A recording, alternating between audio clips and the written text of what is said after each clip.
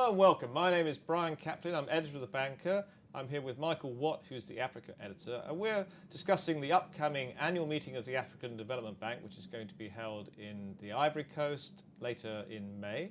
So Michael, you're going to be going to the meeting. What do you expect the big topics of conversation to be at the annual meeting this year? This year, it's all about Africa's engagement with the rest of the world. So there are three major conferences coming up in Africa this year. One on financing development, the second, which is a UN organized conference, which is on sustainable development, and a third one on climate change. So the bank is really focused on engagement with the outside world, attracting investment, and also pushing forward investment within Africa by African companies. All right, so I mean, it's very interesting about Africa's engagement in the world. I mean, we've seen a lot of investment go into Africa, especially from China. Are we seeing equivalent investment flows from other parts of the world? It's mixed at the moment. I would say that there's a lot of excitement here in London from the people I speak to and elsewhere about the opportunities that Africa offers, especially with the low rate environment that is prevalent in many developed countries. It's still seen as a frontier market. The risks are high, but the rewards are also high if you get it right. And a lot of the investment management firms in the West and outside Africa are increasingly looking towards the continent as a way to establish a presence there and make money. Very interesting that you should talk about the high returns, related to the risk. Because if you look actually at the figures for return on equity that we have in the top 1,000 ranking, Africa as a region has the highest returns on equity for its banks amongst any banks anywhere in the world, and they're up in the sort of 25% range.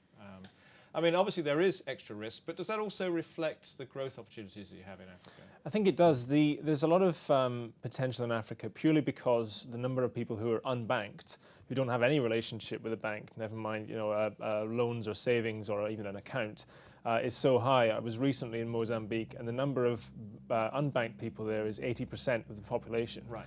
And the local banks, which are relatively small and are used to dealing with the sort of high end of society and offering loans there and holding government bonds as a way to sort of finance those loans, are really looking to expand their offering. It's a difficult environment to work in. The logistics are very difficult. Often they have to,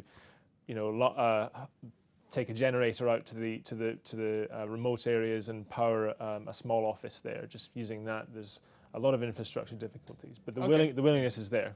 All right, I think that 80% figure for the unbanked in Mozambique really tells the whole story. It does, yeah. Now, the other thing that's going to happen at the meeting this year is there's going to be an election for a new president. So clearly we wouldn't know at this stage who that is, or I don't know if you have any ideas on who that is, but the interesting thing really is that person has got to lead the African Development Bank into a very new era, don't they, for Africa? Well, the outgoing president, who has made a lot of focus on Africa, standing on its own 2 feet in terms of self-financing development aims, he's been in the post for 10 years. It's 2 5-year terms.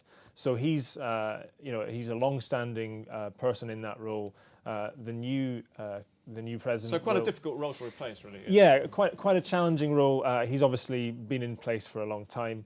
There are 8 candidates. The field is pretty open. All of them most of them are from sub-Saharan Africa, and almost all of them have had government roles in finance or development or agriculture or infrastructure. That's the typical kind of candidate. As I say, the election takes place actually at the conference, so we're not too clear on who will emerge as the winner, but it's certainly an interesting time for the bank. Okay, well, you'll be reporting on the conference both in the magazine and on the website, so have a good time. Thanks.